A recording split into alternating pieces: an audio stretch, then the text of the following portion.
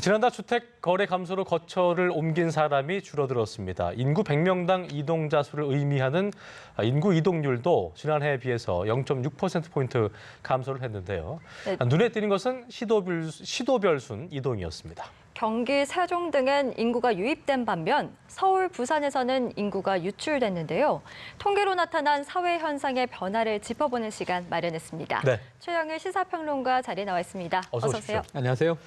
자, 올해 8월 중에 이동자 수가 작년 동기 대비 5.7% 감소를 해서 4년 만에 최소치였다고 그러네요. 그러니까 네. 그래서 통계청이 원인을 봤더니만 주택 매매 거래량이 좀 줄어든 거다 이렇게 분석했는데 둘 사이에 연관관계가 있는 연관관계가 거예요? 있죠. 네. 왜냐하면은 지금 우리가 10월 이사철 아닙니까? 근데 이번 주말도 제가 동네에 매주면 보게 되는 이삿짐이 없었어요. 없어요? 예. 보통 사다리 차 아파트에서 이사를 내리고 한참 집을 봄 갈 때 꾸리고 많은데, 그죠? 많죠. 그러면 매주 주말에 집을 나서다 보면 보게 되는데 9월에는 뭐 추석 명절 연휴가 얼마 전이었으니까 명절에는 이사를 좀 자제한다 해도 예. 10월에 이제 이사가 많을 주간이 시작됐습니다. 근데 이사를 좀 보기가 어려웠습니다. 다른 때 비하면. 그렇군요. 그래서 이사가 줄었나 했는데 이게 통계로 확인이 된 거죠. 자, 그러니까 전년 동월 대비 지난해 8월에 비해서 이번 8월이 이사가 5.7%가 줄었다. 그럼 부동산 거래가 감소했기 때문이다. 이렇게 말씀하셨는데 네. 부동산 거래가 얼마 감소했냐면 30% 이상 감소했습니다. 그러니까 지난해 8월에 경직됐군요. 예. 거래됐던 부동산 거래량에 비하면 올해 8월에 줄어들었어요. 그건 이제 여러 가지 부동산 대책의 효과 이제 이런 것들을 우리가 봐야 됩니다. 이제 이 수요책과 공급책이 9월에도 13일에 나왔고 21일에 나오지 않았습니까? 그러니까 아마 이번 이사철까지 그 영향을 미치게 될 것 같은데요. 4년 만에 최저치다. 이거 좀 이제 우려를 해봐야 되지만 어쨌든 인구 이동이 다소 감소했다. 하지만 확실해 예, 보이는군요. 서울의 경우에는 아까 말씀하신 순유출이 계속 늘어나고 있어서 지금 이미 서울 인구가 1,000만 명이 안 되거든요. 서울 인구는 다소 줄어들지 않을까 이렇게 전망이 됩니다. 예. 네, 말씀하셨다시피 눈에 띄는 것이 사실 서울을 떠나서 다른 도시로 네. 이동한 인구가 많아졌다는 거거든요. 그렇습니다. 이게 서울 아파트값 급등의 영향이라고 봐도 될까요? 네, 간단하게 말씀드리면요. 서울과 가장 인접한 곳이 경기도인데 서울과 경기도의 이 평당 아파트의 가격이 딱 2배가 차이가 납니다. 2배라고요? 예, 서울시가 평균이에요. 이 지역마다 또 차이가 있으니까 강남, 강북. 서울시 평균이 평당 한 2,600만 원이 좀 넘습니다. 이 경기도의 경우에는 1,300만 원이 조금 넘습니다. 평균가가? 네, 네. 그게 딱 2배 차이가 나는 거거든요. 네. 그럼 같은 한 뭐 3, 4인 가족이 30평형대 아파트를 살려고 했을 때 서울은 7억 원이 넘어가고 경기는 4억 원이 채 안 된다는 얘기예요. 그러면 이제 동원할 수 있는 뭐 이 자산 여력, 대출 받을 수 있는 규모, 또 한 15년, 20년 상환할 미래 이걸 감안하면 어디다 사시겠습니까? 그래서 인프라가 좋은 서울 시내 직장과 교통만 좀 용이하다면 가급적이면 서울보다는 경기도로 빠져나가는 이걸 과거에도 풍선 효과라고 불렀거든요. 그러니까 배드타운이 이제 경기도로 밀려나가는 경향이 뚜렷하게 나타나서 서울의 인구 순유출이 이제 전체적으로 59만 명이 서울에서 이동했는데 네. 서울로 들어온 인구도 있어요. 이 중에 23만 명 정도가 경기와 인천으로 갔다. 한 13만 명이 좀 넘게 13만 7천 명 정도가 경기도로 이주를 했고요. 네. 18,000명 정도가 인천으로 이사를 한 거예요. 그렇죠. 그러니까 서울을 아예 떠났다기보다는 주거지를 가격이 유리한 쪽으로 옮겼다. 이사를 나갔다 이렇게 볼 수가 있겠습니다. 그럼에도 불구하고 도심까지 이동하는 출퇴근 자체가 어렵지 않은 네. 용이한 교통망도 확충이 네. 됐고 그리고 그런 어떤 인프라도 신도시 같은 거. 서울 못지않고 이런 쪽이죠. 어쨌든 이런 현상은 정부 입장에서도 공급 대책의 일환으로 뭐 앞으로의 장기적인 대책이긴 합니다만 신도시를 너댓 곳을 더 만든다고 했고 그렇죠. 그렇기 때문에 탈서울화 현상은 앞으로도 늘어나면 늘어났지 줄지는 네. 않겠네요. 지속될 것이다 이렇게 봅니다. 지속될 거고요. 예. 말씀하신 대로 이제 9.21 추석 명절 직전에 발표한 이제 부동산 공급 대책이 적어도 이 서울 시내 주변에 1기 신도시와 서울 시내 사이 정도 어딘가 그러니까 인접성이 좋은 곳에 그렇죠. 4-5곳의 위례 신도시의 한 절반 규모. 그래서 미니 신도시라고 부릅니다. 미니 신도시 4-5곳을 짓는다. 이게 한 적어도 뭐 4, 5년 이후에 또 이제 이 오래 걸리는 경우에는 10년 정도를 바라보고 이제 가는 신도시 계획인데요. 그럼에도 불구하고 말씀하신 대로 그렇다면은 중장기적으로 계속 탈서울화는 계속될 것이다. 이렇게 전망해 볼 수 있겠네요. 그렇군요. 특히 젊은 층을 이제 중심으로 아무래도 주거비 부담 때문에 서울 외곽으로 빠지는 경우가 많은데 네. 이러다 보니까 또 이제 출생률도 계속 줄고 있거든요. 네. 인구 쇼크 조만간 올 거다 이런 얘기가 들리고 있는데 네. 어떻게 보십니까? 이거는 뭐 오는 것은 명약관화한 사실입니다. 옵니다. 지금 2033년을 기점으로 우리 인구는 감소세에 접어든다. 지금 출산율도 굉장히 떨어진 걸로 나와요. 그렇죠. 지금 이제 7월, 8월 출산율이 역대 32개월째 감소 행진인데 그 중에서도 가장 낮아서 출산율과 사망률을 매칭해 보니까 지난 7월 기준으로 보면요. 사망자가 한 2만 3천 명이 좀 넘고요. 네. 그래서 이 신생아 출산이 이제 2만 7천 명 정도가 됩니다. 예. 그러니까 인구 증감이 그 한 달 봤을 때 증감 폭이 3,200명이에요. 이게 가장 근접한 사례입니다. 최근 들어서.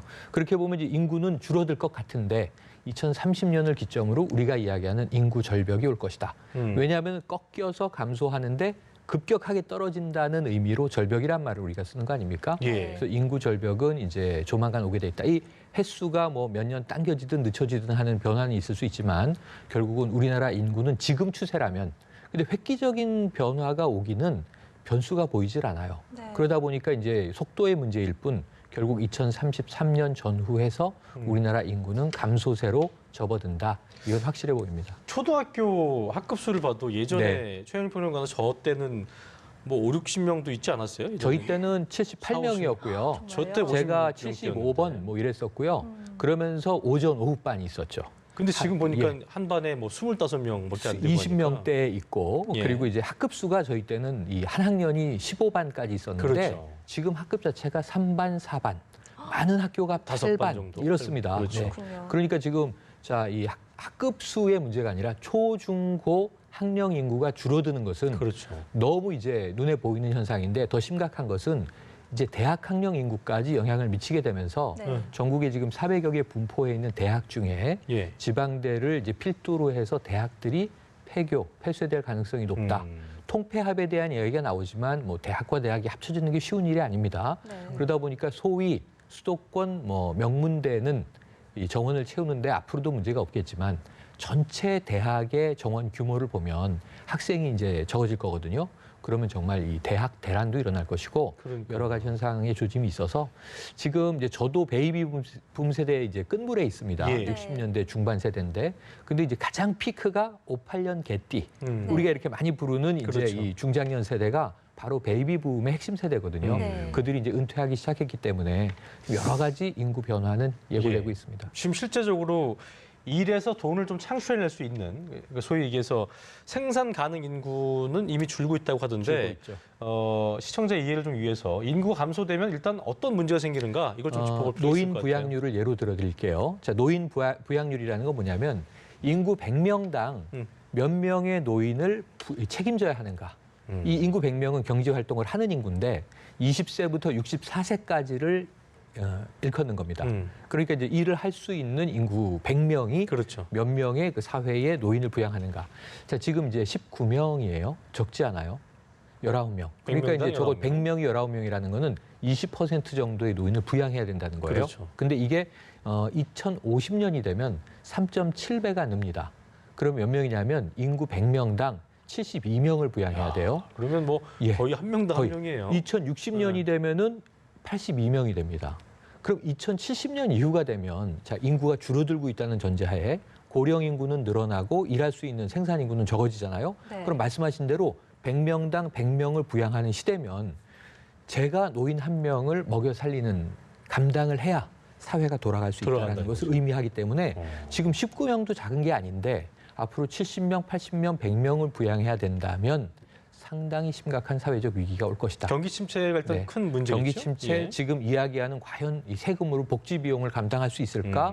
이 노인들이 굉장히 많이 늘었을 텐데 의료비, 요양 이런 것들을 우리가 보험 처리할 수 있을까? 수많은 문제에 직면하게 될 거라는 거죠. 그래서 지금부터 전반적으로 이 인구 구조와 관련된 사회 정책을 재설계해야 한다. 네. 이 이야기는 계속 나오고 있습니다. 그러겠네요. 예. 네, 여기에 또 30, 40대 인구도 계속해서 줄고 있는데 이들마저도 이제 결혼을 하지 않고 네. 혼자 사는 비율이 계속해서 늘어나고 있단 말이죠. 또 이번에 15년 만에 이 미혼 1인 가구 주거 형태가 전세에서 보증금 있는 월세로 네. 변화를 했는데 이 원인을 좀 어디서 찾을 수 있을까요? 네, 보증금 있는 월세, 우리가 흔히 그냥 반전세 이렇게 부르죠. 그렇죠. 그래서 보증금 얼마에 전세, 월세 얼마 이렇게 내는데 이건 첫 번째로는 우선 건물주들의 정책 변환이 큽니다. 네. 과거에는 전세라고 하는 게 은행 금리만 따져도 이 일정 정도 차익, 관리비를 다 목돈이니까. 그렇죠. 하고 그 목돈은 이제 이 들어올 분과 나갈 분들이 알아서 거래하세요 하는 이제 건물주가 이제 전세를 놓는 것이었는데 지금은 전세가 아무 의미가 없어졌죠. 네. 금리가 너무 낮기 때문에 그렇죠. 그런 의미에서는 그럼 월세라도 받아야 내가 생계소득을 조금 더 취할 수 있는 것 아닌가. 정부가 지금 압박하고 있는 건 뭐예요? 임대사업자로 등록해서 세금 내고 정당하게 이 수입을 챙기라는 거잖아요. 그러니까 이런 여러 가지 정책적 변화 속에서 월세가 아니면 이제 전세를 구하기가 어렵습니다. 전세를 구할 수 있다면 아주 좀 변두리에 조용한 동네는 모르겠지만 적어도 상권이 좋다든가 우리가 출퇴근이 용이하다든가 뭐 역세권이라든가 이런 경우에는 전세는 물량이 없어요. 그러니까 이제 건물주의 정책 변화에 따라서 월세로 들어가야 되는 거죠. 사실 목돈만 있다면 전세를 더 선호하죠. 세입자들의 입장에서는. 하지만 이제 전월세라도 구해서 들어가야 되는 입장인데 제일 큰 거는 우리나라의 가구 형태 중에서 1인 가구가 이제 압도적 1위가 됐어요. 네. 27%에 육박합니다. 그러니까 앞으로 3분의 1 정도 길거리에서 만나는 3명 중에 1명은 1인 가구일 가능성이 크다. 근데 이 중에서 청년 세대의 1인 가구는 늘 많아왔어요.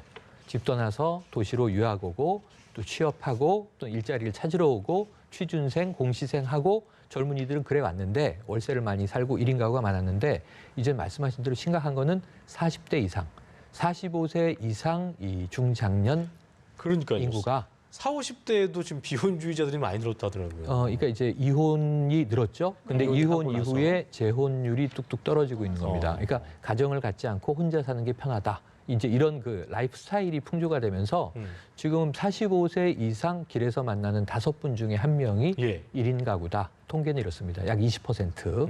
그래서 20%가 지금 이제 중장년도 이 1인 가구고 전국적으로는 27%가 1인 가구이기 때문에 이제 1인 가구가 대세가 됐다. 이렇게 볼 수 예. 있겠네요. 네, 앞서 언급해주신 문제들을 뭐 단번에 해결하기는 어렵겠지만 네, 그렇죠. 그래도 빨리 적응을 해서 대안을 찾아야 할 텐데 좀 어떤 방안들, 실효적인 방안들이 있다고 보십니까? 네, 대안은 획기적인 발상을 하는 수밖에 없어요. 왜냐하면 정말 출산율을 높일 수 있는 사람은 저는 이건 뭐 이 대통령 아니고 이제 과거에 왕도 불가능한 이야기다. 칙령을 내려도 이 아이를 낳고 싶으면 낳고 낳고 싶지 않으면 안 낳는 거예요. 이거를 개인의 삶을 강제할 수 없잖아요. 그렇죠. 그래서 지금 무슨 얘기가 나오냐면 우리나라 매체에 인구 절벽이 굉장히 많이 뜨면서 자, 결혼 파업이다. 임신 파업이다. 출산 파업이다. 이런 용어들이 쓰이는데 이 똑같은 용어들이 이미 10여 년 전에 2006년에 독일 매체를 뒤덮었던 문장들이에요. 네. 근데 독일은 인구 감소로 접어들었거든요. 일본도 지금 인구 감소로 접어들었습니다. 근데 독일과 일본의 경우에는 이걸 극복해냈다는 거죠. 그래서 우리가 지금 인구가 줄어드는 것을 포비아, 공포를 가지고 두려워할 문제만이 아니라 인구 감소를 오히려 적극적으로 극복한 나라들의 사례를 보고 우리가 조금 이제 이 사회적 시각을 바꿔야 한다. 인구가 줄어드는 것은 과연 무서운 것이냐. 저는 양적으로 인구가 증감하는 것보다요. 제가 젊은 시절에는 이 산화 제한이 강력했잖아요. 인구가 그렇죠. 너무 폭증한다. 네. 이 땅이 비좁아서 우리나라 폭발한다. 살 수가 없다. 그래서 이 두 자녀 낳기, 한 자녀 낳기 이제 그런 시절이 바로 다시 몇십 년 주는 사이클이 전이었는데 오는 건가요? 네. 올라가다가? 그런데 이제는 아이가 없어서 큰일이다라고 이야기를 네. 하잖아요. 그래서 이제는 그 출산 문제를 국가가 통제하기는 어려운 이 흐름으로 보여집니다. 그래서 네. 결국은 출산을 하고 싶은 분들은 출산을 하고 하기 싫은 분들은 출산을 안 하고 그것은 개인과 선택의 자유로 놓아두되 문제는 출산이 얼마나 더 삶의 행복에 기여하는가를 그렇죠. 우리가 그 질적으로 기준이 느낄 맞아요. 수 있게 해줘야 되거든요. 맞습니다. 네. 그래서 사실은 육아 예능 프로그램 같은 거 보면서 미혼 남녀들이 너무 아이들 예뻐하고 좋아하고 낳고 싶은데 문제 낳고 싶은 젊은이들도 결혼을 막고 출산을 막는 건 뭐냐 하면 일자리 문제라든가 경제 그렇죠. 문제 아니겠습니까? 경제 문제. 네. 그거는 그거대로 풀어나가면서 국가와 정부가 그렇다고 출산을 강요하는 것보다는 오히려 출산이 행복에 크게 플러스 알파가 되는 것이다라고 하는 네. 것을 스스로 깨닫도록 하는 조금 이제 고급화된 질적으로 상승된 그러한 선진국형 문화 그렇죠. 풍조가 자리 잡았으면 하는 어떤 바람입니다. 질적인 행복 지수가 좀 더 높아질 수 있는 나라가 될 네. 수 있을까 고민을 좀. 저도 아이가 둘 되지 있는데 않을까 키울 땐 힘들고 젊을 때는 뭐 이 경제적으로 어려움이 닥쳐오지만 그렇죠. 키워놓고 나면 너무 좋습니다. 알겠습니다. 네. 자, 지금까지 최영일 시사평론가와 함께 자세한 이야기 나눠봤습니다. 오늘 말씀 고맙습니다. 고맙습니다.